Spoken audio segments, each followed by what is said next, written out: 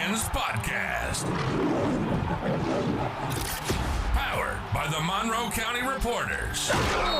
Here are your hosts, Jason Harwood and Jacob Litton.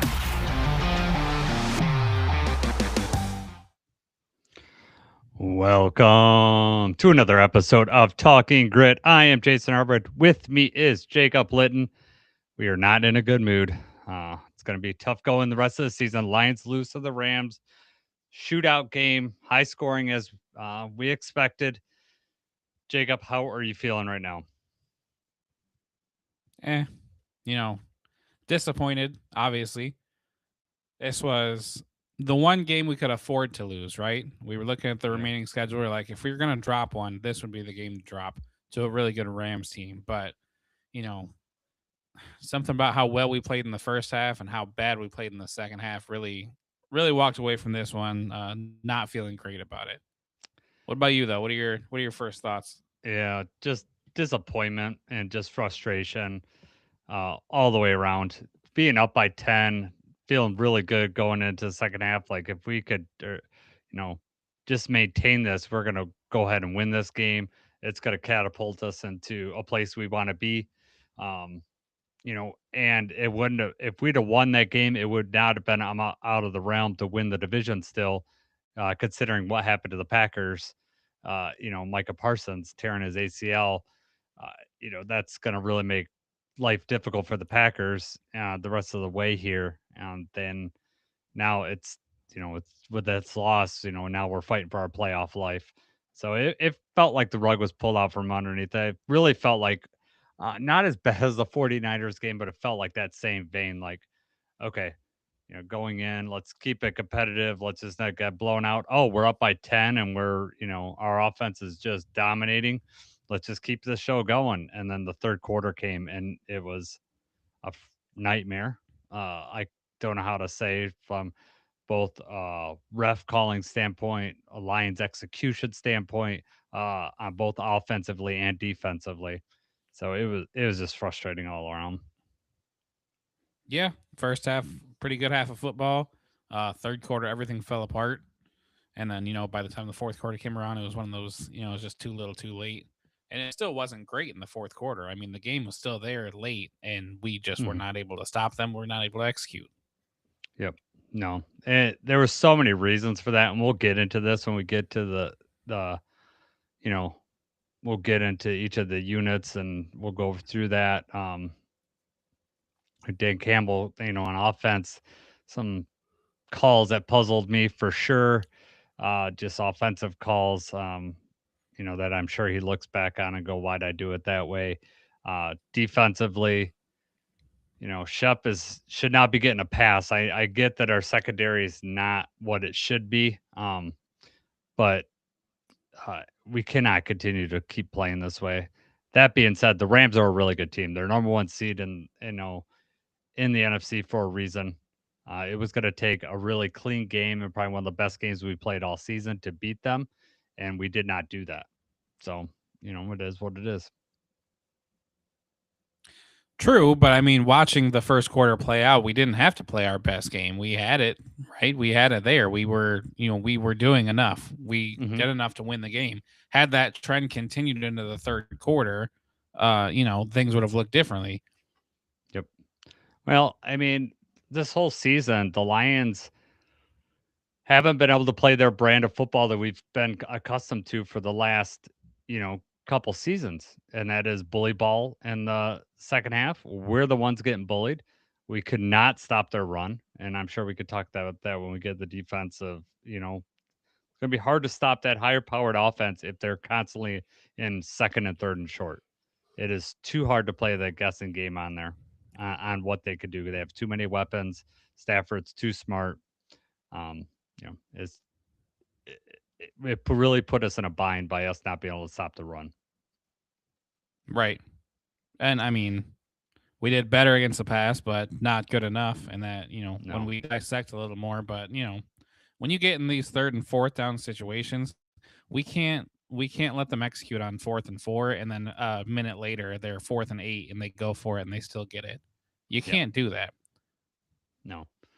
No, I mean when you stop them, you do a good job stopping them on third down, but then you let every fourth down conversion go up. We have not been able to. I don't know what have we stopped. When's the last time we stopped a team on fourth down? It's been so long that I can't even remember. It seems like every Right. time Yeah. we are not turning people over on downs, and it's you can't get. We need to take possessions away. I mean, on defense, you need to stop them, and when they went for it on 4th and 8 and they got it, I was like, oh my god. I mean, that's just a kick in the pants right there. That was crushing. Right. Yeah. Um, So, a couple transactions this weekend we can quickly go over. Brian Branch went on IR, which obviously was anticipated because he went in surgery. They just kind of delayed it. But we got to activate Shane Zylstra from, tight end from IR. So, getting a tight end, a pass catching tight end, I thought would be better. Did we even target him in this game, though? I don't believe that he had a target. He did not. For a while, it was just Amon Ra, Jameson, and Gibbs getting targets. The only other person that caught a pass, Khalif Raymond caught one pass. Yeah. I think that Tesla got one target, but that was no one else was even targeted. Yeah. Well, Tesla's one target was in the end zone. During that was late, fourth quarter when Right. we eventually get that penalty that give us a new fresh set of downs. At some point, we'll talk about the crazy calls in this game. I feel like we're talking about this constantly every week, and I don't want to be known as a podcast that constantly complains about refs because uh, we there were some baffling calls in this game. 100%, we could have played better so that those calls are not. We don't have to count those as why we lost the game. However, there's one call in particular that there's two calls in this game that I was really upset by, and we'll get to those a little bit later on. Um, this isn't transaction, but Kirby Joseph had a setback last week. They said so. It, I'm beginning to question whether he's going to even play. The rest of the season. And man, we could have really used Kirby yesterday. Hallett is not the answer back there. He's just not. We're putting a lot on his shoulder. I would even Thomas Harper being back would have been even an upgrade over Hallett. I would have been all right. Maddox is fine. But you miss those one or two plays a game, really more than that, but one or two splash plays that Branch makes every game that you're just like he just comes up, stuffs the run, gets some extra pressure on a quarterback. I'm talking about those amazing plays. He's pretty consistent defensively. Obviously, we all know what Brian Branch can do, but it's just Maddox, I think, could hold his own and do what we need him to do in that position during Branch's absence. I like what we've seen from Avante. Mm-hmm. I think having Avante Maddox and Thomas Harper back there is enough, that we can win football games. And we could have with Hallett. Yeah. Hallett had some moments here and there, but Yeah. We need God, we just need some we were getting tight coverage back there. Really. I mean, there were DJ Reed was the one that's getting burned the most. I mean, I think that's pretty obvious. But putting him one on one with Puka Nakua, that's a tough ask for any cornerback. And but the problem is that he was just getting totally, he'd be 3 yards behind, and Stafford was off on some of his throws that allowed our defenders to get up and have a chance at that. But even at that, Puka Nakua, other than the drop he had, his hands are just so strong. He is just, anything that's near him, he's gonna, you know, if he gets in his hands, you're not gonna knock it out, unfortunately. And he proved that over and over. right. Definitely. I mean, we'll break it down a little more in a minute, but Yeah. Yep. Yeah, that's kind of Dominic Lovett when it was inactive for this game. That was like one of the first times this season that he's went inactive, and that was to get Tom Kennedy, who they were not kicking to in this game. We'll get to the special teams in a second, but for the most part, they were kicking touchbacks like pretty right. consistently, um, which not many teams do anymore. So I was kind of surprised like why they ended up doing that. I know we had a pretty good return game last week, but I just don't think that we're that dangerous that you decide to just kick it out of bounds. But maybe they had so much faith in their defense that they didn't want to give their special teams, any chance to screw it up. I guess I'm not sure. maybe if that was the game plan going in, but after seeing how the game was going and seeing how our offense was moving the ball, that surprising that they kept doing it that way. And I don't know if that's just if that's typically the Rams strategy. I don't have that in front of me to see how often they do just kick touchbacks. Maybe they do that more frequently than others, but yeah, it's not like Devin Hester was back there. I'm sure they did not see Tom Kennedy and say we're kicking it away from this guy. yeah, exactly. Special teams. While we're on the subject, Jay Bates 2 for 3, missed that 43-yarder. Man, just right away, man. It just felt like we're snake bitten. How we missed And that's that. a killer. Right, because it was like, you know what? I agreed with that decision by Dan Campbell because that was the first one that was like, are we going to go for it on 4th down? And it was like, you know what? We had a decent drive. We're driving down. It's probably pretty good to get some points on the board here. And, it's 4th and 4. So that's right in that mid range where it's like not exactly, 4th and 1, 4th and 2. We like to do play action throw or kind of do whatever we want. And this is a little bit further out. 43-yarder. He's got to make those kicks. Yep. And that was just a killer right away, to try to take the points, and then it wasn't blocked or anything. He just missed. Yeah, it was just leaves you such a bad taste in your mouth, and you're just like, then the whole time I'm sure Dan Campbell's like, I should have just went for it if we're gonna miss that, and right, like, we keep there's a certain percentage of people that were like, we got to take the points where they're there, but it's a reminder that those points are not guaranteed. I know the kickers are really good and pretty consistent, but they're not guaranteed points. So it's not like you could say, well, every time he goes forward, he's just giving the ball away. Well, we, our offense proved in that first half that we were missing. So it's potential that we gave up, because he missed the kick, a potential that we gave up 7 points. But really, if he'd have made it, it'd have been, a 4-point difference had we scored a touchdown. So I'm with you, though. I would have taken the points, but it just really is painful when he misses that kick. Jack Fox had Jack Fox type game. He did have a touchback, which was rare for him. Usually he's kicking it inside the end zone. That one, he had a touchback. Did have one inside the 20. And like we said, Todd Kennedy had one kick return for 13 yards, a punt return for 8 yards. I want to talk to you about that punt return because that was an interesting one. And then Khalif Raymond had a punt return for 15 yards. But I believe it's the one with Tom Kennedy returned. There was 2 returners back there. Yes. That's the one where Tom Kennedy and Khalif Raymond almost fought for the ball there for a second. And then Tom Kennedy gets it and doesn't get much out of it. I was like, what are we doing, guys? I read away to you. I was like, why are they both back there? I mean, if there's some sort of play design, if there's something going on, you have to be 1,000% clear about who's receiving it, which way it's going.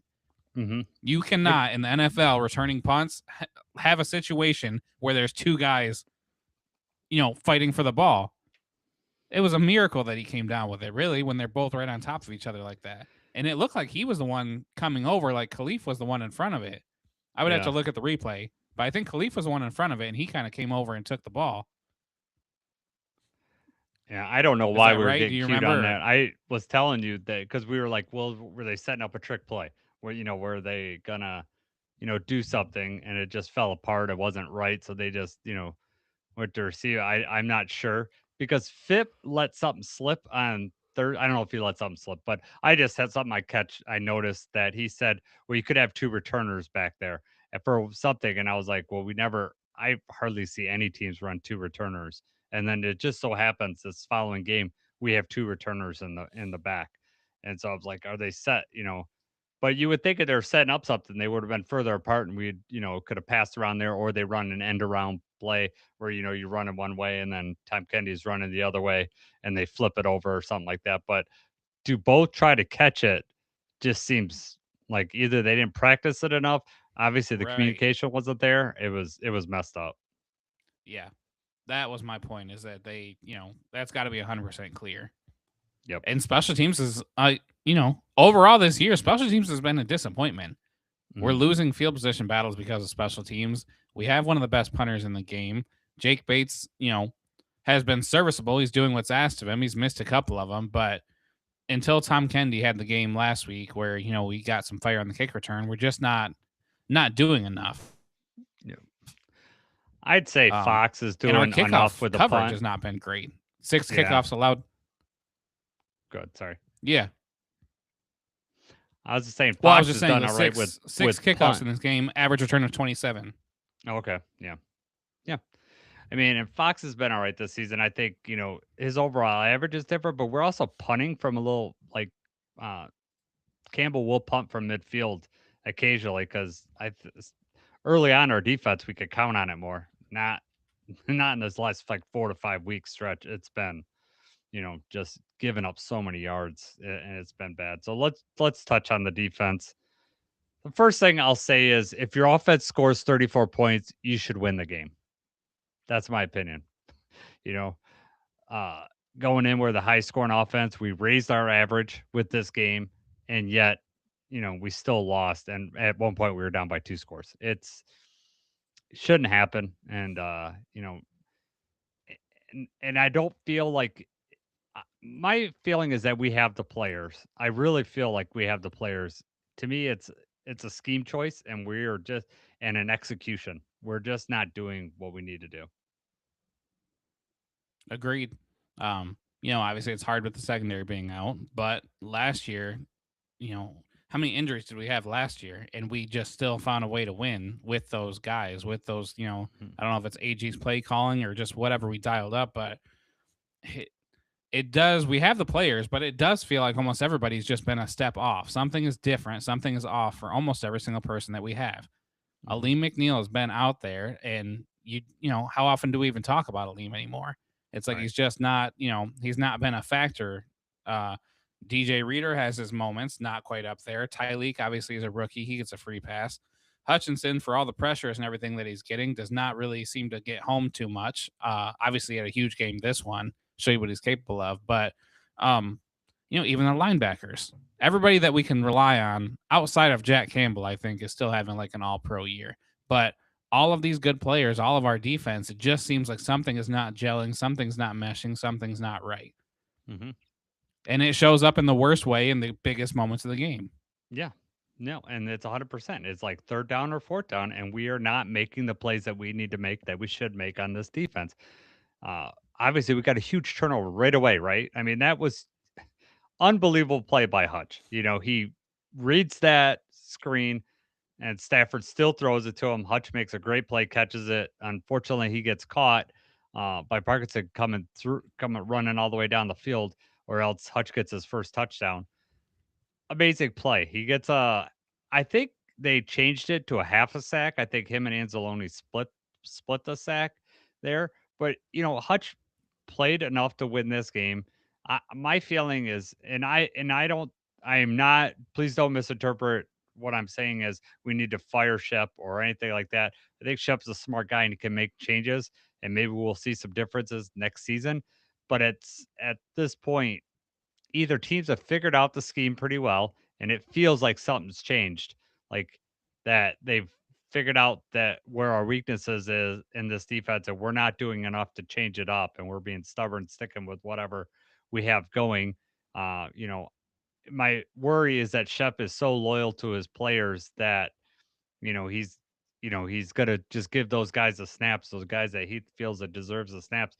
And at some point you're gonna have to change it up and change some scheme. And I know they've tried to put Nowaski in. They've upped William, up Tyleek's snaps from when after Aleem initially came back. They'd really cut Tyleek's. He's been getting more snaps, which is going to be useful for next year because DJ Reader is probably not going to be back.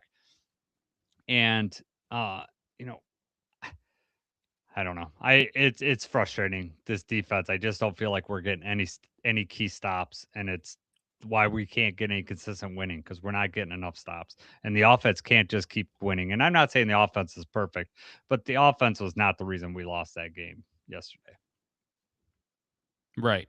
Offense fell flat. But like you already said, I mean, when you put up that many points, 34 points should be enough to win you the football game. Mm-hmm. We have to count on the defense for a handful of stops, and those stops didn't come.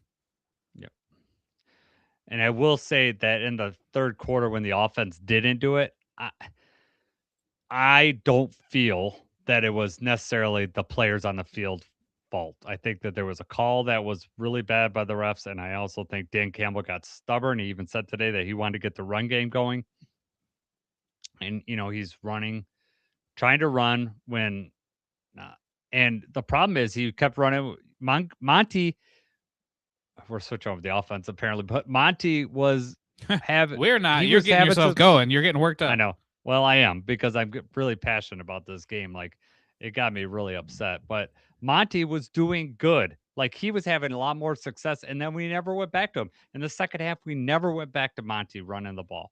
And I I don't know. I don't know why we do this. I'm not saying we go back to last year because I know we want to get Gibbs as much running success as we can, but it feels to me like we can't control the second half running because we're not wearing them down enough in the first half with Monty just pounding the ball in there. But he was also successful, way more successful than Gibbs was getting those yards in between the tackles. You're right. It at least warranted, hey, let's give him another drive and let him run the ball. And that drive never came. I know. Yeah. So that was incredibly frustrating.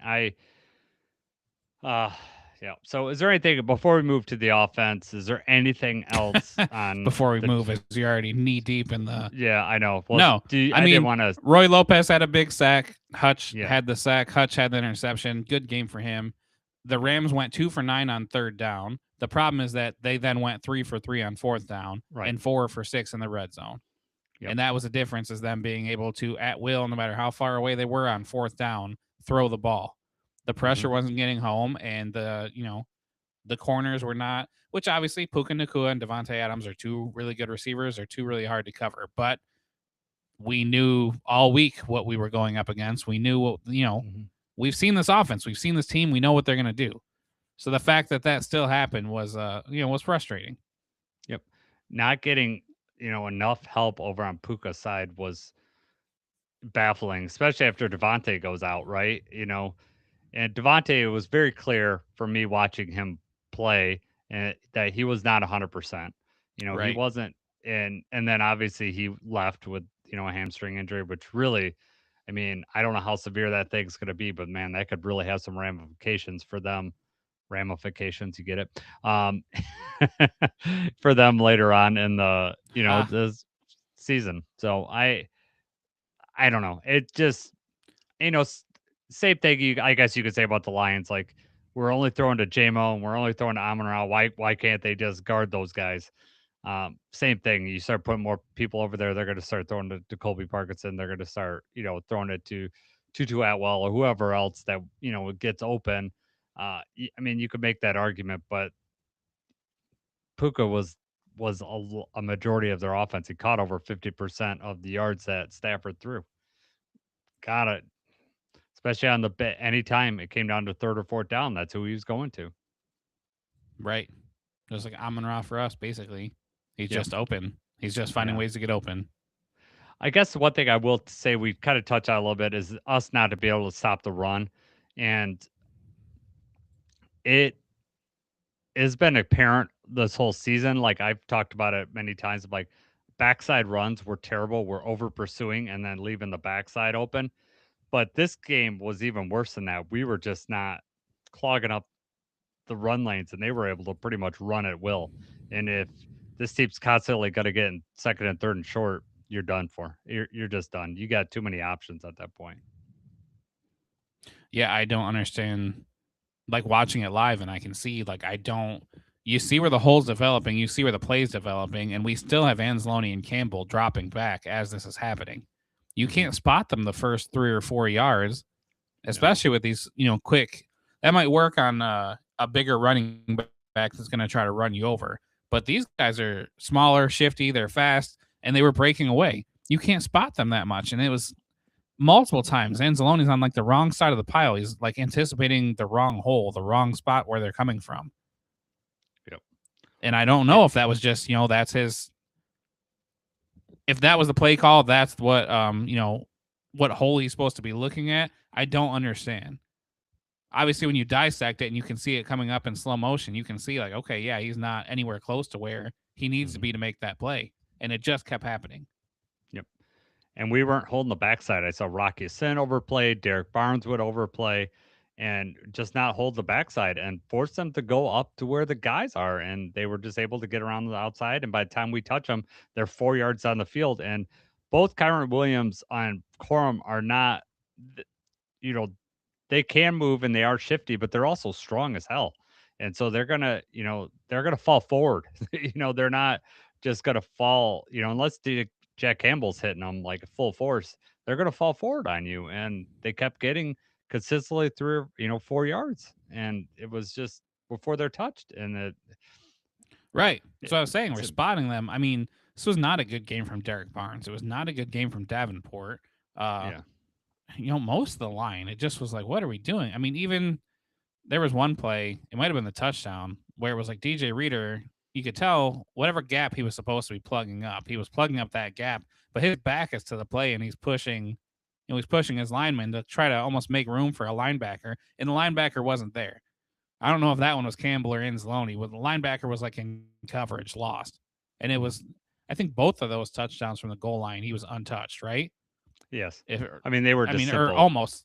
Yeah. Right. I mean, they were, I would say, one was a walk-in. The other one, I wouldn't necessarily say was a walk-in, but minimal resistance, I will say. Right. Yeah, and I mean, we had how many times do we have to stop him when there were penalty after penalty down there? Man, when was that? Was that the first quarter or second quarter when it was like?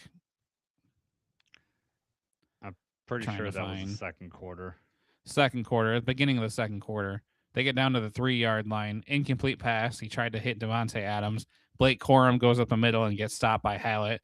Then Stafford tries to throw it again from the 1, and that's when they called a hold on Anzalone.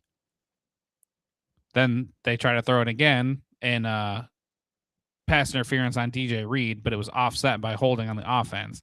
And that's when he ran in. Yeah. At that point, I guess they're just gassed. How many times can you stop them from within the 5? But yep.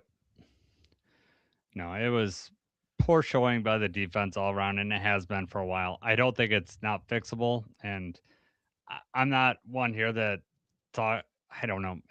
I think some of it's scheme and what we're gonna do with the pass rush about getting quarterbacks off their spot.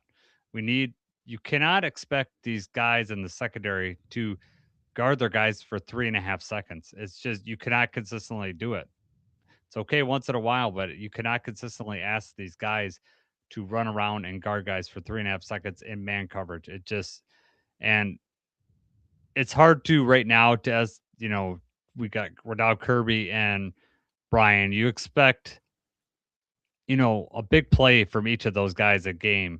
Kirby, getting picks, we're missing that. He got, I don't know if he had 3 or 4 before he's been out, but we've had like one interception from the safety position since then. I think Thomas Harper's gotten one. Yep. It's stealing those possessions. Some of these games we've only need to steal like one extra possession away from the offense. And so it's hard to, put it to context, what we're missing with Kirby, but obviously we're missing something back there. And then, like I said, I was not impressed with Hallett at all. And just, I know he had a lot of tackles, but that just because their running back kept getting to the second level. So we're asking our safeties to come up and make those plays. And having, Jack and, Hallett having to make so many tackles is not, it's great that Jack's making plays, but you're hoping that our line is able to stop and get get some of those tackles before they get up there into that, second, third level. Right. You're hoping that we're collapsing a little bit and that we're making it harder for them and getting some tackles for a loss. But I mean, right. Did we? I mean, we had one tackle for a loss in this game, and it was a sack by Lopez. Yep. Yeah, because the second sack was basically at the line of scrimmage. Right. So they I mean, it lose wasn't. any yards. Yeah. And I get that this defense is set up for the linebackers. That's how they set it up, and that's one of the reasons why Jack Campbell gets so many tackles, because and a lot of times they are right at the line of scrimmage. They haven't been recently, or we've been really, very leaky. But we ask our defensive line to take up multiple, offensive linemen so that that our linebackers could shoot the gaps and make plays. it's just not working. So we're gonna obviously need to make some changes, like at all levels of this defense. It's been, you know, I have faith that Shep can do it, but he's got to show that he could do it. We need to. I need to see some improvements in the next few weeks. But we'll see. We're going to have to win these next three to get in the playoffs. So we'll hopefully those changes come quick. Uh, Anything else on the defense that you want to talk about? One last thing. Did you Yeah. notice, or what were your thoughts when we came out of the half? Anzalone was not out there. And I did Oh, not realize at the time, but then I saw, I think maybe Jeremy or somebody had posted that Hutch and Anzalone both took that first play off coming out of the half. I didn't even Did see you that. notice, or like what? Okay. Not I until you noticed that told me. Anzalone wasn't out there, but I was like, Yeah. okay, what's going on here? And then, he was right back out. Hmm. I don't understand what package or what kind of scheme that was. Hutch played 57 of the 72 snaps. That was as a Pro Football Focus yesterday, so those numbers could sway a little bit. But Hutch had a lower percentage of snaps than he usually does, and Anzalone also was a little bit lower than normal. So I don't know what kind of package or whatever they were trying. I'd have to dive in deep a little more. I just didn't know if you noticed, but clearly it wasn't really working that often. No. Yeah. All right. Let's move to the offense.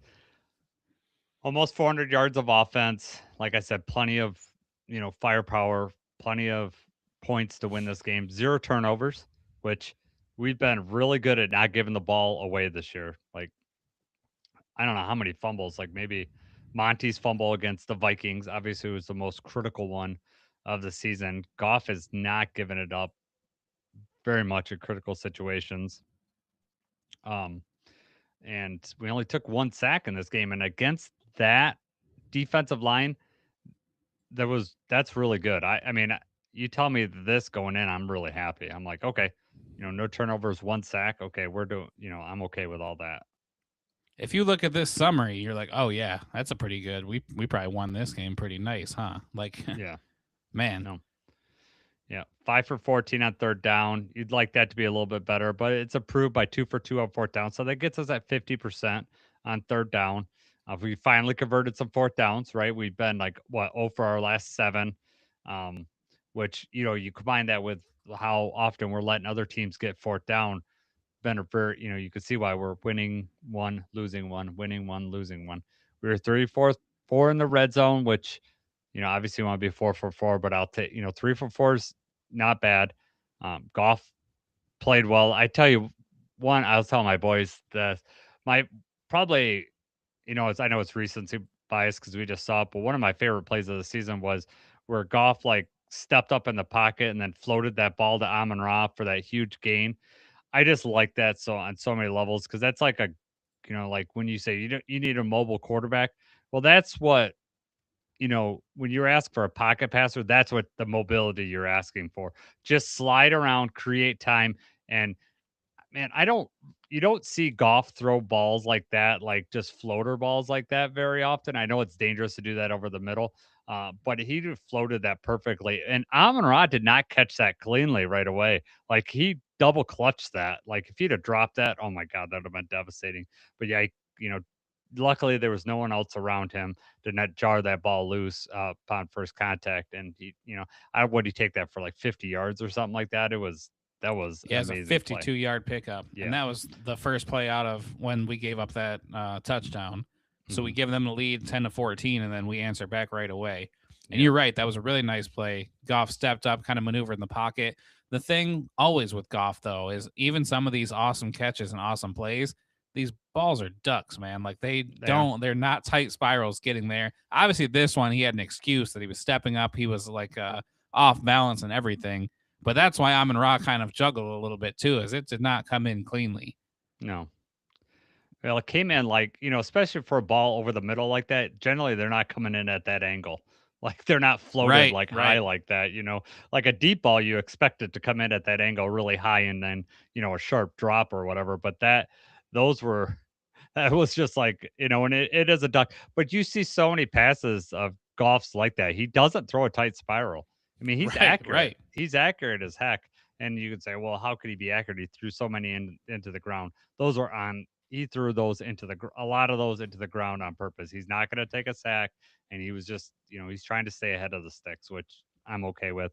There's a few times that he could hold the ball longer, but I thought Goff played one of his best games of the season. To be honest with you, I really thought that he played it really well.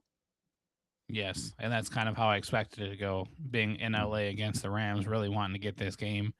Yep.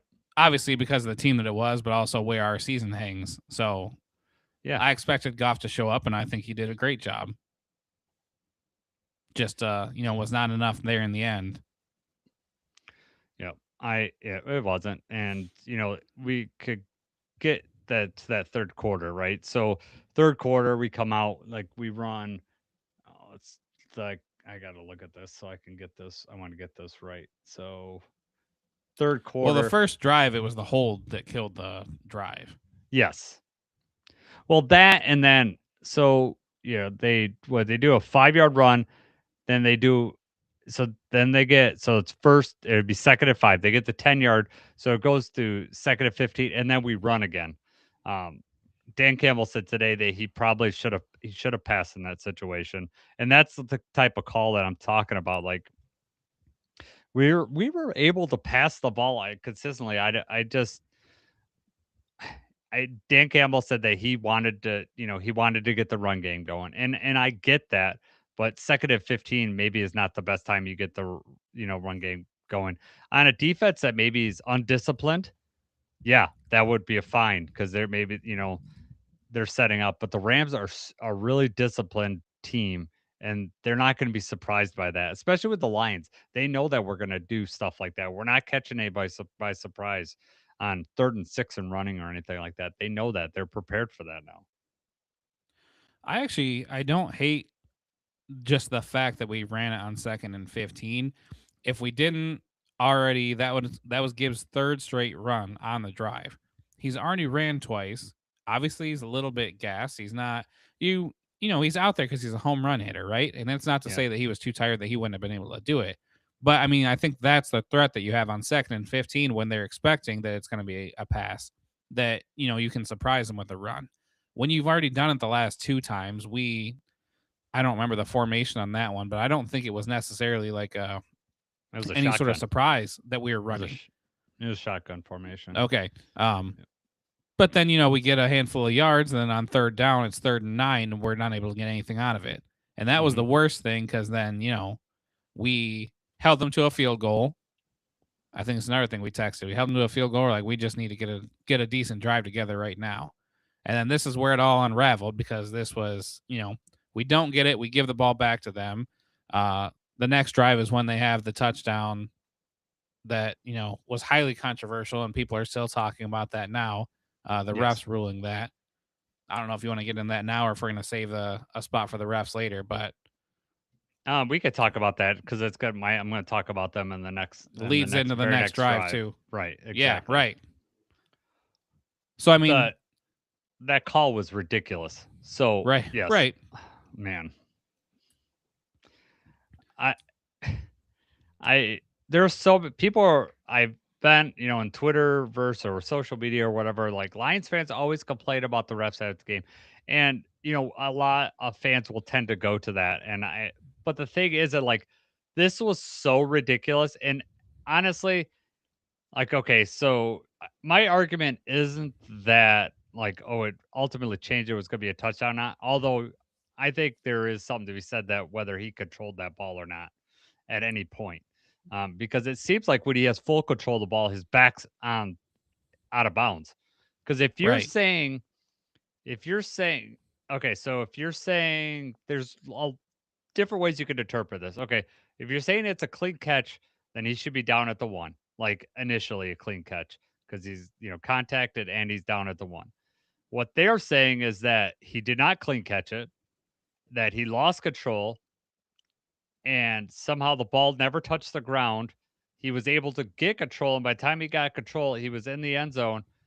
But if you watch it, the ball is not cleanly in his possession with his back on it's still shifting when his back is out of bounds.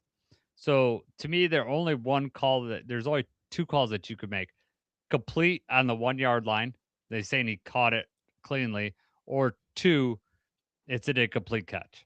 Those are the two calls that you could make. I think that you could make logically with with what but somehow we picked the third choice, which is a touchdown. Um, and I know you could be guilty of like doing things like, I know on Twitter, you like the thing that went crazy on Twitter. It's all 5,000 views. Just it is the where you put the screenshot like, how is this a touchdown? And I know that gets clicked, and sometimes screenshots can be very misleading, but it's crazy. Like his knee is clearly down at the one, and I come up with the conclusion that it's a touchdown is beyond me. I don't know how that could be. Yeah, I agree. I mean, I thought the reason that they were looking at it so long is because they were going to overturn that it wasn't a catch. Yes. And when you got the announcers talking about it, and they've got whoever, whatever ref, Dean Blandino was in there. Dean Blandino was the one in there. Yeah. When they've got them talking about it too, to me, it clearly looked like it hit the ground. Even if you could say, well, maybe his hand was in there, how his hand was in there, maybe that's what they're looking at. They can't determine. Never when I was watching did I think that they were going to rule it a touchdown. And I just, even afterward, I don't understand. I mean, like you already said, he's a yard short at least when he gets that ball. And I mean, that's why I post on Twitter too. I just don't understand, because they call it a touchdown, and then afterward, same as the safety thing. It's like Dean Blandino says, no, it's not a touchdown, that they could be looking that maybe it's not even a catch. Then they rule it a touchdown, and then NFL calls Dean Blandino and says, you need to get back on there and tell them that we were right. Don't make us look bad. So then Dean Blandino has to get back on there and said the reason it's a touchdown is that they ruled that he did not get possession of the ball until he was already in the end zone. So when he first hit the ground initially, he did not have possession of the ball. Okay, well, it hit the ground. What do you mean? How do you add that up? What did the ball bounce off of then if he didn't have possession of the ball yet? Right. And then you're right. When he does have possession, he's already clear out of bounds. Yep. So you're going to say that, the second where he was rolling, sliding towards the end zone is when he actually had the ball? And I know, I mean, this is another one where it's like everybody seems to be on the Lions side where this was crap. Everyone that watches the play, everyone that sees it, that's, it's obvious that it was crap. I haven't heard the refs, reason they didn't for release it. the pool report. They didn't release the pool report from yesterday. Exactly. Not that it matters anyway. But, I mean, at the same time, for the Rams, because even the Rams fans, are like, yeah, we probably got away with one there. But, I mean, we had just given up. They were throwing it deep this whole drive, and they were hitting the Devontae Adams. They were doing it. They were picking us apart. And then, if it was a catch, even if they ruled a catch from the 1 yard line, then we're back in a situation 1st and goal from the 1, and we've got to stop them 4 times. So I know that maybe in the grand scheme of things, this doesn't change anything, but this is just another one of those things where we can look back, and it's unfortunate that we have so many of these that we can make entire episodes about this, and we have. And, now we just have more to add to the list after this year of times we've been screwed by the refs and times where it's blatantly obvious that it should go one way and it doesn't go our way. Yeah. I think that's what it is. It's like the egregiousness of it for me is what's baffling. Like that's what makes me mad.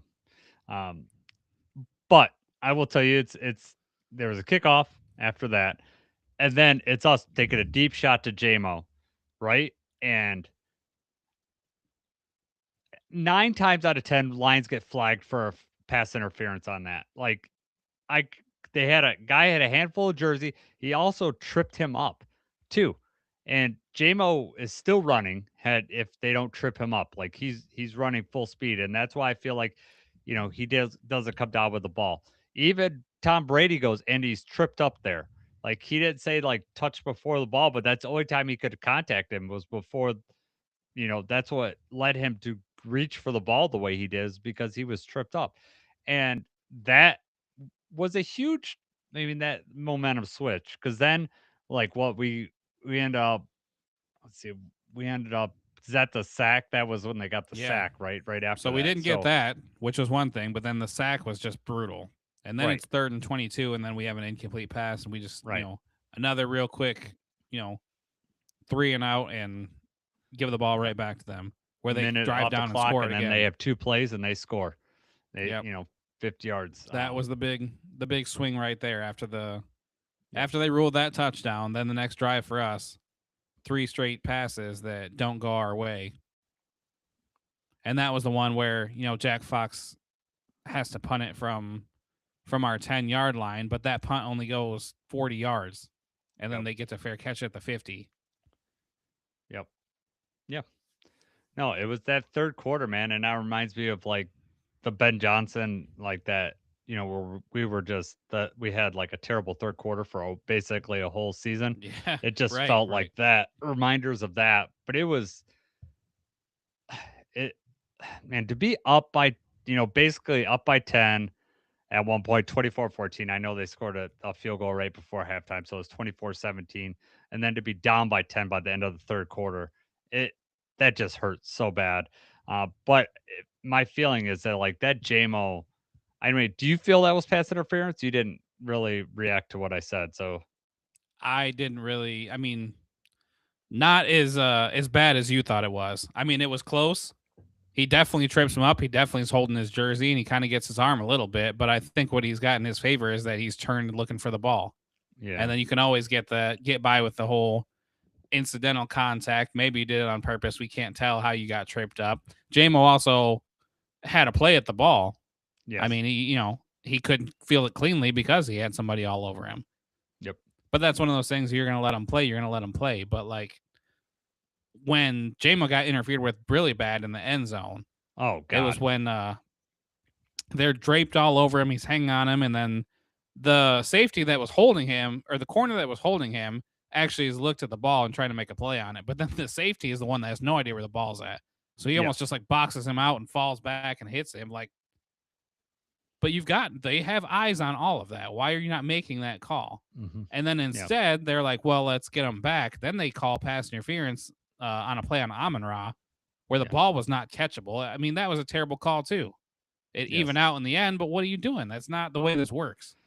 It shouldn't have got to the Amon-Ra play, and the people are like, oh, well, that wasn't a penalty. We got you back there. Well, no, they just totally forget about the JMO, because if my Ring camera that records everything that's going on in the basement, I should release that video of me screaming at the TV, because that JMO foul. By that time, I was fed up with the refs at that game, and I was screaming, and don't think I swore that time, but I was very, very animated, and I haven't been that animated in a negative way in front of the boys in a long time. But because that tends to egg them on, and then they get really upset, and then they're complaining about every call, and I don't like being that way. But I was just tired of it. It was so egregious of a foul, and you could say, well, that ball was uncatchable. I've seen way further balls thrown out of the end zone that they've ruled pass interference, even on the Lions, that they should have ruled pass interference on that. Uh, it wasn't so far out of bounds that JMO wouldn't have had a shot at that ball had the safety. The safety just jumps and doesn't even know where the ball's at. And he's not even looking at the ball, and just JMO He's gets not playing the smoked. ball at all. He's just hitting JMO. Like, Right. And I was just fed up with that. I was so mad at that. And that put me over the edge. That play. That was the play that put me over the edge for the day, because I was just really upset by that point. right. Yeah, that one was really bad. Yeah. And then it almost made it worse. Like, we were throwing the ball so much from within the 5, but I mean, then the throw to Amon-Ra where they decided to throw a flag. It's like, you're going to throw a flag for that, but you're not going to throw one for the, countless other times where you've had these close calls. Stupid. It was. Again, Lions, other than that penalty that you just mentioned, they don't get flagged at all for, through a whole game. And we did with the Kansas City game, them playing 0 penalties until the very end. Like, it can't happen. I don't understand how that like these teams could play perfect games against us. I just don't understand how that can consistently happen. It's ridiculous to me. There's a page on Twitter that's just completely dedicated to like the officiating crews that are going to be out. And I didn't see this one ahead of time. Obviously, with everything happening, I saw it afterward. But something like, I forget, because it was something along the lines of like, this officiating crew is like 70% leaning towards whatever the home team is. Okay. And then it was like after the report or whatever after is like, this is the cleanest game that any one team has had since the Chiefs, when the Chiefs played the Lions earlier. Mm-hmm. Yep. It's like, that checks out. Exactly. The line, regardless of all of that, I mean, that could have made a difference. That the play that I feel there was a pass interference on JMO, definitely, if that would have been called, it definitely changes the, what happens in that third quarter, because then they don't get the sack afterwards. They don't get the short field. We possibly go in and score. I mean, that changes the whole dynamic of that game. If that either connects, JMO catches that, or they call pass interference. And so that was like, to me, if you're going to boil it down to like the key play in the game, to me, that's it. That play right there. If that connects, or we get up in the field, that totally changes the dynamic of that game. And I don't know if we guarantee that we win, but it doesn't allow the short field for them, and we might go on and score. So it might be like a 10 to 14 point switch in that game, which would have been enough for us to win. Right. I mean, they saw how it worked with Amon-Ra when we hit that big play to Amon-Ra, to get the momentum back and drive down. And that's what they were trying to do here with JMO. And, they had the look. It just didn't turn out. I don't know if we said the numbers already, but Amon-Ra, 13 catches, 164 yards, 2 touchdowns. JMO had 7 catches, 134 yards, and a touchdown. That's an outstanding game by your top 2 receivers. I mean, you couldn't ask for much more than that. It was the run game that disappointed. Jahmyr Gibbs, 13 carries, 38 yards. Demo, 7 carries, 32 yards, and a touchdown. Exactly. And then Gibbs also only 4 catches for 20 yards. So, they really shut out Gibbs effectively. And I don't know if that was just the play calling or them just doing a great job of selling out to make sure that Gibbs did not destroy the game for them.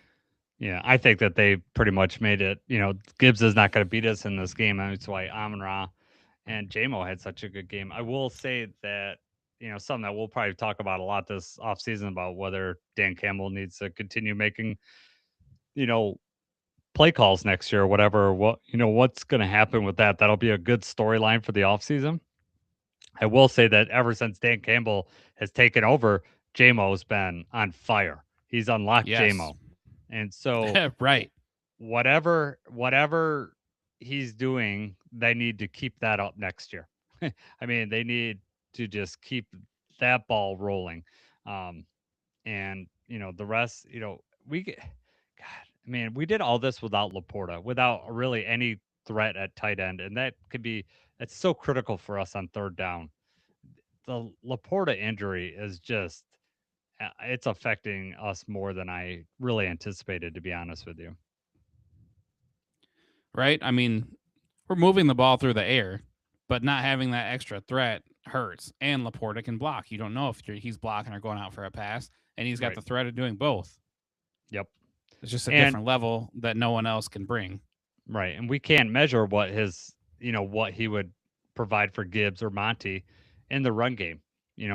We obviously know what he was providing on third down relief, and just, another target for Goff, and just some unpredictability. Like you said, is Laporta going to stay in? Is he going to slip out? And even Brock Wright, to an extent, was always good for like one play a game where he would just slip out and just be wide open, because everybody, they were guarding everybody else. And, Brock Wright's obviously injured too. So that it's just, it's affected more than I really anticipated when he went down. However, again, that's not the reason why we lost this game. I mean, outside of the third quarter, we could have done better offensively to set up our defense for some more success.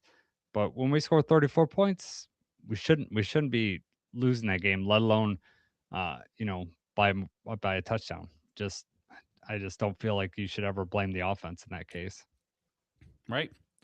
Tough loss. At the same time, if you had your crystal ball before the season started and you said, you know what, this last game against the Rams, we're going to go to LA 34-41, I think we all could have lived with that. It's the manner in that it happened, and that it's, how the rest of the season has played out, and how bad we needed that one. Right. Yeah, when the season's over, I don't think we're going to look at this one and say, this is the one that got away. This is the one that really did us in. There's several other losses before this that were way worse. Yep. I got some talking points where we get the final thoughts. Before we do that, the roar alert. Jacob, you said Hutch is going to make an impact. Obviously, it was felt right away with his interception. Wish he could have scored on that, and then he got, I think it's a half sack is what it ended up being, but he obviously got some pressure on Stafford there. I thought Jameer Gibbs was going to have a big day in the passing game. That obviously did not happen. I was also wrong on the 6-minute plus drive. Got to 5:40, so I was 20 seconds so off. Close. We should have ran that clock a little bit longer. You said Jared Goff was going to throw for more than 250. He is at 338. So obviously you hit on that. So good job I went by too you modest on those. Let's talk a little bit about the playoff odds. They fall to 34%. We're going to need the Bears or the Packers to go 1-2 in their last 3, and we need to win all 3. So we have not had. When's the last time that we won back-to-back games? It was Cleveland. September. We won Baltimore, Cleveland, and Cincinnati. So, Chicago. We won 4 in a row. 4 in a row. Yeah. Then, but since that point, we have not won back-to-back games. It's been just win, loss, and so. It's nice that we're not putting any losing streaks together, but you cannot, obviously we can't, we can't make the playoffs if we keep doing the win loss thing. So we need to go on a little streak right now. Pittsburgh, I think, is definitely winnable this weekend. Minnesota they're Jekyll and Hyde. I know that they just beat the Cowboys, and JJ McCarthy looked good yesterday, and then they won 31-0 the week before. So we'll see what kind of Minnesota team that we get. I know Jonathan Grenard just went down for he elected for shoulder surgery, so he's going to be out for the rest of the season. So that's definitely in favor of the Lions because he's a very good defender for them. It's going to be one of those interesting games too, though, because you got the Steelers Sunday at 4:25, and then short week we got the Vikings. We go to Minnesota on Thursday. Which luckily the Vikings are traveling the Sunday before. They're in New York, I think. So it's not like they don't have the travel thing to worry about either, but they're going home. Yep. And, a lot of weird things happen on these short Thursday games, and we can't let that be one of them. Yep. No. Well, the weird thing is that maybe we get back-to-back wins because that's been strange for over 10 weeks. So that would be the weird thing. We win this weekend, and then we do that. If we want to sniff the playoffs, it's got to be back-to-back-to-back. We got to string these together. And then what that sets up. If Chicago loses one of these next 2, you could be looking at a win. Winner. It's the first playoff game would start week 18 for us. Because it could be a win or go home against Chicago, and then that could be the first playoff game needs to start right now though. Losing's not an option anymore. It's over. 100%. So. You're right. You're right. 100%. Yeah. So when you're talking about the playoffs, it's talking about you got to win these 3, and then you'd have to win 3 playoff games, and then the Super Bowl. So we have to go from not winning back-to-back games since week 5 to all of a sudden we got to win 7 straight if we want to win the Super Bowl. Let me ask you, Jacob. I've seen a lot of people online. I think it's just frustration. Hey, we should just tank the rest of the year. Why are we doing this? Are you in that boat? Is there any part of you that agrees with that sentiment? What would you possibly tank for right now at this point? Yeah. Because you want to pick, 16th in the draft? What are you tanking for? Yeah. What do you possibly have to gain by just giving in right now? Yeah. I mean, we'll put a little this is going for it on 4th down, right? We just, we want our offense to have the ball at the end of the game. Even when we've got the lead in a close game, when it's 4th down, we seem to go for it. This is one of those things where we're going to go for it. We don't know any other way. We absolutely are not going to kick the ball away and just let whatever happens and just take a loss. And I can't picture Dan Campbell tanking at anything. There's just no. Amon-Ra, can you picture going to Amon-Ra and saying we're just going to go easy and we're going to tank? Yeah, what are you even talking about? That's not. No, I have not seen that. Thank God, because Oh, There's nothing to tank for in the final couple weeks of the season. You can't even call it tanking anymore. yeah. Well, there's people like, when losing starts happening, then all the negativity come out, and I've seen more and more anti Brad Holmes and even some Dan It's Campbell every stuff week. coming out, and Oh it's yeah, after every loss, but it's getting louder because the results this year are not what we wanted them to be, not what people expected going in, but everyone's acting like, oh, we should have saw this a mile ago, and the whole we're good. Like I'm tired of that. Like Brad Holmes, we're good. You know that narrative that people just keep going back to. Um, I, you know, I'm not saying that I don't think that these Dan Campbell or Brad Holmes are perfect, and you'll never hear me say that. I've argued with stuff that I think that they should have done differently, but to also flip to the side and say they don't deserve to have a job, or to argue with saying that they haven't done anything, is just people being mad and frustrated with the teams not doing as well as they should, as they expected them to do, and and that's frustrating to me as a Lions fan, a longtime Lions fan, because I'm very grateful for what we have.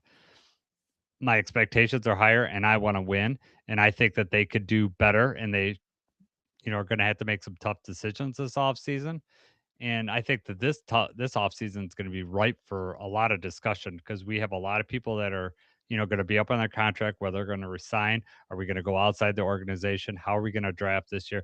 This is going to be a very interesting offseason that we have coming up. Who are we going to extend? Especially with the Branch injury, like all that. There's going to be a lot of stuff to discuss, the pros and cons of. And, going in, I'm okay with like expectations being a little bit lower going into next year, because I like being, like going in and like having some, and winning. Like when the chips are down and you think you're going to be out, like that's super exciting for me. Like if we had to beat the Rams, that's what I felt like this weekend for me. Like I thought we could win, but I was not expecting us to win. But had we win in and win, I would have felt really, really good. And that's part of the reason why I left that game feeling so defeated, because we were up by 10 going in. I felt like similar to the Rams game, like, all right, I want to make this game competitive. I think that, we could win, but the Rams are a really good team. So like I didn't want to discount that either. I mean it. Right. It's every single loss. Doesn't matter. The Eagles, the Packers, the Rams.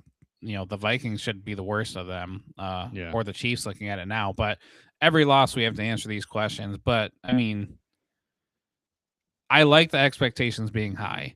I do think that it lessens the blow, and people are not as mad when the expectations are low. Yeah. And I'll make a little pharmacy reference for you here, but like, if they drop off their prescription and you tell them your prescription's going to be ready in 30 minutes, if you get it ready in 15 minutes, everybody's pretty happy. Like, oh man, that wasn't so bad. That's really nice. If Yeah. you tell them their prescription will be ready in a minute or two and it takes 15 minutes, they're writing corporate and they're mad and complaining. It still took the same 15 minutes, but it's the perception and everything that you've got. Yeah. Mm-hmm. And that's, the way the team works. And that's why people are mad, is because of how the season went last year. We expected to perform even better. Yep. We had the DJ Reed signing. We had the couple, we had a lot to be excited about this year. And it's not that the season is over yet, but I mean, here we are, week 16 going into this week. We still have the number one offense, but our defense is now 23rd, and we're in the middle of the pack in the NFC North. And the new standard of Lions football is that that's just not good enough. So I do think, the team's going to have to look a little bit different next year. Mm-hmm. I don't know if Brad Holmes, is a little more conservative with the draft. It'd be interesting to see what their strategy is there. Do we keep Johnny Morton? There's a lot of interesting topics in the offseason, but I'm not ready to throw in the towel yet. No, I'm not either. And to me, you keep winning and you try to get in the dance, because you never know what's going to happen. I mean, I know that the Chiefs got knocked out, but Patrick Mahomes is out. But like, you could have another injury that could like totally change the dynamic of the playoffs. The Micah Parsons thing obviously changed the dynamic. Like, that's gonna really change that team. Because a lot of what they did on defense was predicated on getting pressure on that quarterback quickly, and they could sit back in that shell defense and keep everything in front of them. That is not going to be as easy for them anymore. And who's going to trip Saquon Barkley in the playoffs? You Yeah. just that guy's out. Ah, Uh, uh, but it's just I want to get in the dance because you never know what's going to happen. And I know this is the homer in me, the homer Lions fan, but I still feel like we could win every game no matter who we're playing. I feel like that we could do that. Like our offense is definitely good enough, and just need to make a couple plays on defense, and we could win. We could win those games. It just could happen, and not well. I'm never going to be a guy that wants to tank or. And the people that are sitting on like we got to get rid of golf, like he's some sort of problem. Like no, golf's the reason why this offense is as good as it is. Like these people that want like these wholesale changes with either Dan Campbell, Brad Holmes, Jared Goff are insane to me because it is so much easier to get worse than it is to get better at the position. You're not going to go and just like upgrade like look what happened at offensive defensive coordinator. You're going to sit there and say that you see the changes made there and we had already obviously offensive coordinator we already had to make some changes during the middle of the season. So it's very easy to get worse at some of these positions than to get better. agreed. Yep. Oh, all right, man. Well, before we go, I I wanted to talk to you about the Pistons game I went to on Friday. I Yes. I have okay, so this is very unlike me, but my oldest was out of town, and so my wife was going to take him somewhere, so she had to go like over an hour away. So I basically had the evening to myself. Wasn't sure if my youngest was going to go. He came downstairs, and I said, you could either go with mom and visit grandma, grandpa, or I might go to a Pistons game. And so he chose to, he wanted to go to the Pistons game. And so I had to work till 5. It takes me, probably an hour and 15 to get up there. We hit an accident. I didn't get an accident, but we hit an accident on 94 up there. We literally parked at 6:50 or 6:45 and the game starts, at 7. I didn't have tickets yet. I waited till I got all the way up there to get tickets. And Oh, and so like I was like cuz there were so many for sale and like I was willing to sit in the mid section cuz like they had tickets for like 25 bucks a piece up there and you could sit front row like mid section and I like those seats. I mean, they're not really not, you're not right on top of the players, but you could see everything really good and for 25 bucks a piece. But I got all the way up there. I looked last second and there was row 3 seats in section 118, which is like kind of a corner down low, but row 3. So it wasn't 3 rows out the floor, but it's 3 rows back in the corner. We were still relatively close or whatever. And bought those tickets, got it for like 85 bucks a piece, which I'm happy not for bad. to get 3 rows off there, and we were, like, right on an aisle, like, Bradley, I let him sit next to the rail, and he could see, like, perfectly. It didn't matter if anyone was in front of him, like, sit because we were sitting diagonal, he could see the I floor was gonna really ask good. when you first got there, were you concerned like, oh man, the basket might be kind of in the way? Were Well, you we were concerned off when you to the first? side. We were off to the side, so I wasn't concerned about that. I always get concerned, like, if there's people gonna be walking in front of you, because like, I hate that so much. But Right. these were, like, great seats because like, they didn't have to no one could, like, walk in front of you and block anything. And so we get the seats. Bradley's ecstatic. I took some pictures. I sent you one right away, and I'm like Right. and I don't think that picture showed how real I thought it looked further away than what we really It were. never does it justice. Yeah. But we were like on the Pistons bench side too. So like their bench was really close to us. So we could see, all the players really up close. And Bradley's just struck by how tall these guys are and just like Right. how they look different like up close. And which was cool. And this was probably the closest I've ever sat in a basketball game too, which was neat for me. Just on top of that, but just when you go with your kids, Jacob, you know how it is as a dad. You're living through them at that point. You're seeing everything through their eyes, and like especially when I got tickets last second, like I was just like ecstatic that it all, we got in, we made tip off. Like I'm like you, I usually get to the games like as soon as they open the door. So like for me to getting there, Bradley loved it. We ran from the parking lot all the way the door. It was like, I don't know. It said a 10-minute walk, so we probably made it in like 7 minutes or something by running. And we get up there.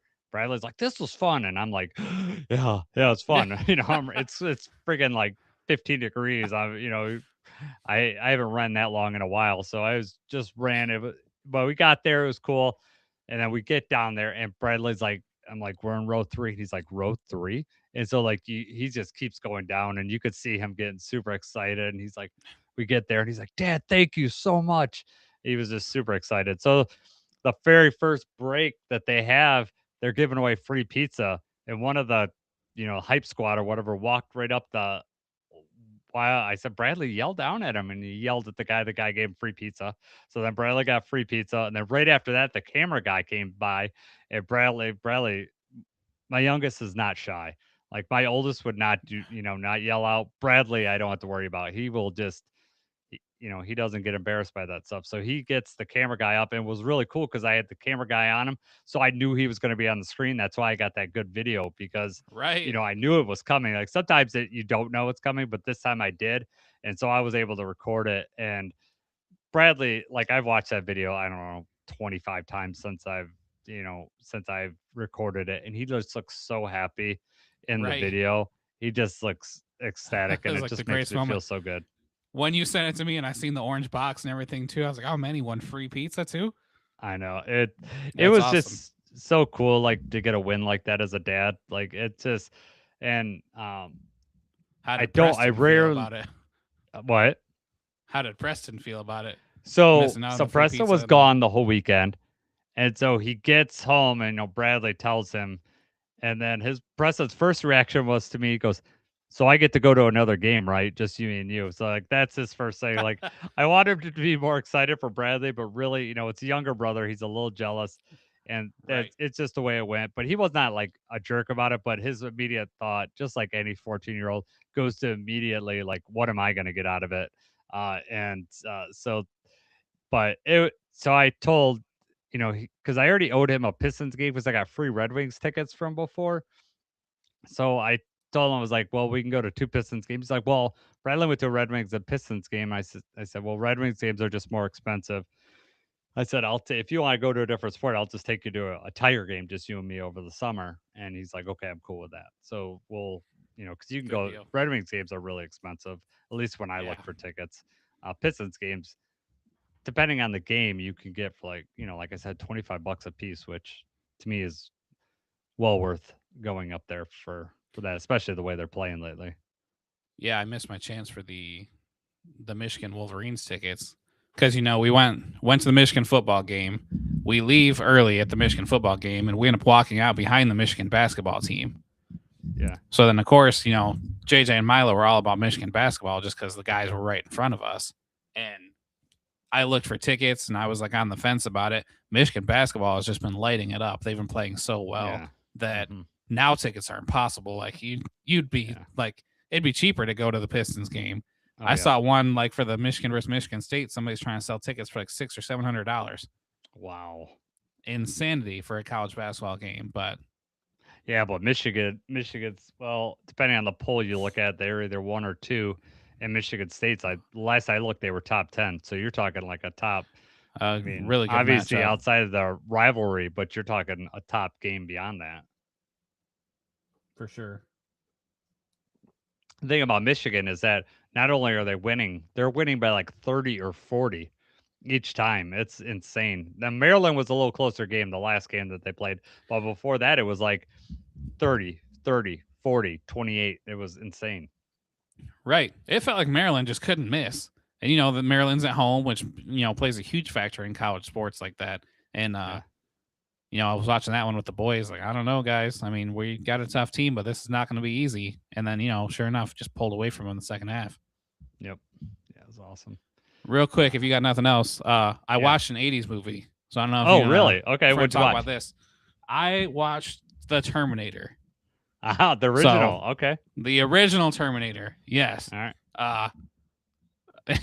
I really liked The Terminator. So the only, I told you that I feel like I've seen these before and like have mixed them together. The only thing I really remember is just the fact that whatever reason they come out there naked. Like when they first time travel, they're naked. That's the only part I remember. And I don't know if that happens in the other movies because obviously I haven't, watched the other ones. But no, it was really good. It was hilarious how bad some of the CGI and stuff was. The scene where Arnold's eye is messed up, so he's got to like cut it out. Yeah.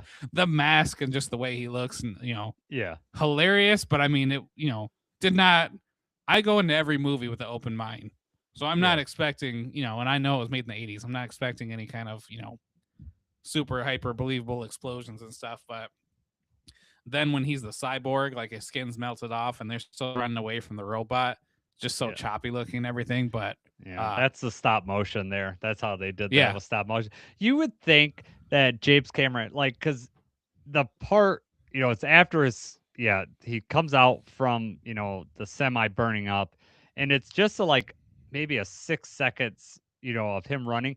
You would think that they would just edit that. Like, they could edit that and make it look so much better right now. Like, and that it Right. seems like they could easily do that. And James Cameron's made enough money that he could probably send a whole new, he could sell a whole new set of, DVDs with, saying re-edited with, current CGI or something like that. So what were, do you think you don't, you don't remember anything from that movie? So you think this might be the first time you saw it? I mean, bits and pieces looked kind of familiar, but no, this was like the first time that I can say like I sat and watched all the way through and got the how everything tied in together, and he like uses the voice of her mom, like she's trying to call her mom, tells her where she's at. Yeah, I could tell right away, and then sure enough, it cuts. Which did it say if he killed her mom? I don't know if it said, but it just implied because you go in there, see there's wreck. I mean, like the house right. is wrecked, and then he's like, so and he's it's got her implied. voice, so that's why I don't know. Yeah. No, I like this much more than Rambo. Okay. I liked the the 80s like sound effects and the music that they played, like when the Terminator is on the screen. Remind me of like a video game, like really old video game sounds. Which was an awesome touch. I like the did it or whatever. Like I think that's a good Does soundtrack. it not sound like a video game though? Oh, it definitely 100%. But I think it like the video games probably got it from that you're playing. Probably got it from that. Like this is Maybe.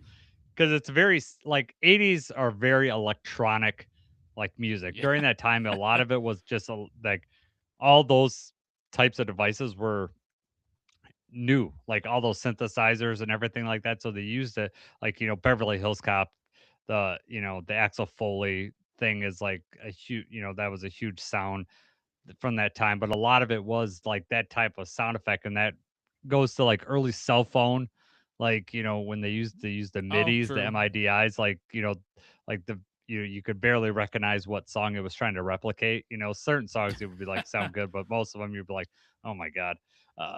But you still thought you were cool. You're like, I only paid 99 cents for this, and now I have the Ghostbusters as my ringtone. Of course you did. Yeah, exactly. But yeah, I like that movie. Now, so you mentioned them coming out naked. I'm sure that you slowed down the spot where Arnold's walking towards those guys and he's totally naked, because you could see Arnold Schwarzenegger's third member when he's doing that. So, I don't think they anticipated high definition TVs when they shot that.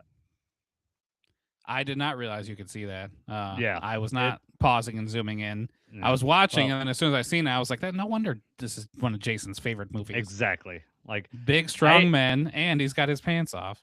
Right, exactly. It's Arnold coming down naked. I'm just like, oh my God, this is, yeah, this is like a lot of the pornos that I watch, That's Bill Paxton is one of those, where he gets the clothes from those guys. Bill Paxton's one of the actors that he hits. I think it's the guy that I didn't notice that. Yeah, he puts his arm. I think it's the one that he puts his arm right through. He just punches that guy, and then the other one. Yeah. And then, like, I think it's hilarious that he gets those clothes from that guy, because there's no way that they're the same size. Arnold is like this, like there's like, very, less than 0.1% of the, maybe even 0.01% of the population would have clothes that would fit Arnold. and it's not people walking around at night at 2 in the morning in New Right. York or wherever they're at. Skinny guys that are right. Yeah, skinny I didn't understand tweakers. where they had the one where man, this like right after the eye. This might have been when he was like cutting into his hand or his arm or whatever. But Yeah. like they've got he's staying at some like motel or something. Guy knocks Yeah. on the door. He's like, "Oh, you got a dead cat in there or something." And then Yeah. Arnold's just in there with like flies on his face. I don't understand. Yeah. Was that just supposed to imply he had been in there for a while and like his skin was rotting? I don't. Yeah, I think it was like Because rotten this was all flesh. supposed to be the events of like a day or two, right? I don't. Yeah, I don't know why it would smell like that already. Like, like but I do like that part I didn't really get. The thing I liked was like when it goes to it shows all the possible things that he could Right. say, and then he picks. Yeah. He goes, "F off, asshole." That was like that was probably supposed to be futuristic looking too. When it like cut the red and stuff, yeah. It's supposed to look like a computer. It's like this looks way worse than it did before. But and this takes place in what 2029. Well, that's when like that is like present day, so that's like 80s. But yeah, well, yeah, like his technology is from 2029. So right, yes. That's what I was getting when he at. cuts Is back, that and then it cuts to 2029, and there's like the big, just the machines have taken over, and they're all in hiding. Yeah. Well, I could tell you that when I saw that when I was a kid, I was like, "Oh my god, that's crazy!" Because like we didn't even have a personal computer at that time. So like to see like a readout like that, you were just like, "That's mind blowing!" Oh my god. Yeah. Oh man. Yeah, I get to think of things differently than you think, but I'm glad you like that movie because I think it's really good. Now would you compare? Did you like T2 more than T1 or have you not I seen need to go back and watch Terminator 2, but I remember liking Terminator 2. Okay. I don't know that this one. It was good. This was better than what I thought it was going to be. Like I said, I go into these things with an open mind, but as it's going on, as it starts and everything, like, I don't know. We're going to give this one a shot. I'm not sure. Yeah. I did end up liking it though. I would put it in front of Rambo, but behind Die Hard. Okay. I like Die Hard better too. It's one of my all-time favorite movies. The first Terminator really, when you think about it, when you watch it, it is closer to like a Halloween or a Jason movie where you have like this unstoppable force. And I really think that like a lot of like the inspiration for that movie is like, let's have this supernatural stalker. This time it's a robot. That's the reason why it's unstoppable. You can't stop it. But let's add these sci-fi elements. And they have. It is a cool story. Like, and it obviously, like the AI taking over is really relatable to today, right? Like, we're more AI stuff. Like sometimes you watch those movies and you're just like, okay, that's pretty relatable for what's going on right now. You can sometimes things are so outdated, and there was obviously certainly outdated graphics. The clothes and the hairstyles are insane from that time. But and what do you my think favorite about part about watching like the 80s and 90s stuff is just seeing the old things, and even just like when they drive by and you see the old logos like fast food restaurants or just the products that they have. That's a nostalgic thing for me, seeing all the 90s stuff, the way things used to be. Yep. Yeah. It was funny though, like you had mentioned, like the unstoppable thing, like he gets blown up, and then it's just the front half of him is like chasing her down the duct or the hydraulic press or whatever. Yeah. I did not care for it. Oh man, what did she say? She says, "You're terminated." Like he's got like his claw around her, said, "You're terminated." Yeah. She just magically knows where the button is and how to turn the press on the perfect timing. And somehow the hydraulic press is enough to destroy it, but the bombs were not. Yeah. No, it also is a mind screws with your mind because he sends Kyle, John Connor sends Kyle Reese back, and it ends up being Kyle Reese ends up being his dad. So it's like, who was his dad in the first place? If Kyle, it's one of those things where you start to think too hard about the time travel thing. Yeah. The chicken or the egg, what came first? Right, exactly. Like, how did John Connor come to be if, there had to be a future first? Like, it'll really mess with your mind. But that came out in 84. Back to the Future was the next year. So there was some time travel stuff going on around that time. Like time travel.